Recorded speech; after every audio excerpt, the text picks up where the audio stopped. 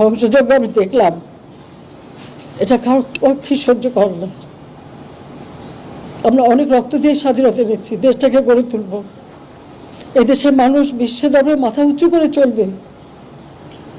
আর আজকে সেখানে কি হলো?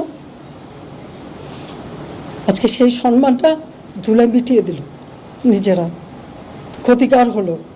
আমি জানি না যারা এই সন্ত্রাসীর সঙ্গে জড়িত তাদের কিছু আসে যায় না, কিন্তু সাধারণ মানুষ, তাদের মান সম্মান কোথা থাকবে? আরও দুঃখের বিষয় হলো, লন্ডন থেকে নির্দেশ যায় যেখানে যেখানে বাঙালি আছে সেখানে সেখানে আন্দোলন করতে হবে। আর এই আন্দোলন করতে যে তাদের অবস্থাটা কি?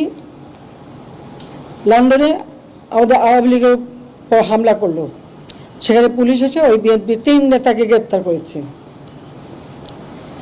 ইউএইতে এটা মানে সেখানে তারা মিছিল করতে গেছে, 57 জনকে গ্রেপ্তার করেছে। 10 জন, এখানে 3 জন হলো যাবজ্জীবন কারাদণ্ড, 16 জন 10 বছরের কারাদণ্ড, আর কয়েকজন 1 বছরের কারাদণ্ড, আর বাকিগুলিকে তারা এখন রাখবে না, তারা দেশে পাঠিয়ে দেবে। সেখানে তারা আমাকে গালি দিচ্ছে, দেশের বিরুদ্ধে তারা স্লোগান মিছিল। ওই দেশে আইন আছে, কেউ মিছিল করতে পারে না, কিন্তু তাদেরকে উস্কে দেওয়া হয়েছিল লন্ডন থেকেই যে মিছিল করতে হবে। তার মিছিল করতে যে শুধু নিজেদের চাকরি বাকরি রুজি রোজগার পথ যে হারালো তা না, আজকে যে বাঙালির ওখানে কাজ করে খায় তাদের মুখটা কোথায় থাকে, তাদের কি অবস্থা হয়, আর ভবিষ্যতে ওই দেশে আর নেবে কিনা।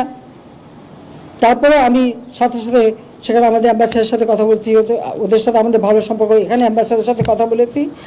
তারা বলছে এই অপরাধীগুলি যে শাস্তি দিয়েছে এখানে আমাদের কিছু বলার নেই, তাদের দেশের আইনে এটা আছে।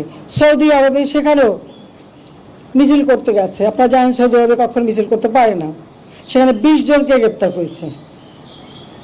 আর আপনারা জানেন সৌদি আরবের আইন,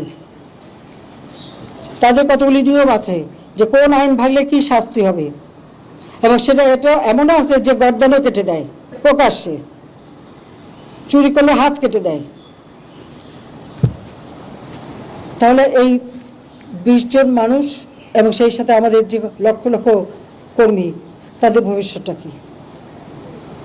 আমার সাথে সকলে একটা ভালো বন্ধুত্বপূর্ণ সম্পর্ক আছে বলেই তাদের কাছে আমি সাথে সাথে মেসেজ পাঠিয়েছি এবং দুঃখ প্রকাশ করেছি, এবং এই শাস্তি এটা তাদের আইনে, কাজে এখানে আমাদের কিছু বলার নেই। এই বার্তাটা তাদের পৌঁছে দিয়েছি, তাতে অন্তত আমাদের এখন যে 20-22 লাখ মানুষ ওখানে কাজ করে তারা যেন নিরাপদ থাকে, সেইটুকুর জন্য এটুকু আমি করেছি। সারা পৃথিবী জুড়ে দেশটাকে একেবারে, এবং এখনও আরও অনেক জায়গায় টেলিফোন করে বলছে ওখানে আন্দোলন করো।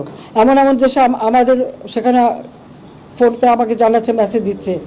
তার মানে যেটা করা মানে কি, আমাদের দেশের ভাবমূর্তি শুধু নষ্ট না, যারা ওখানে কাজ করে খাচ্ছে তাদের রুজি রোজগারও তো নষ্ট হয়ে যাবে।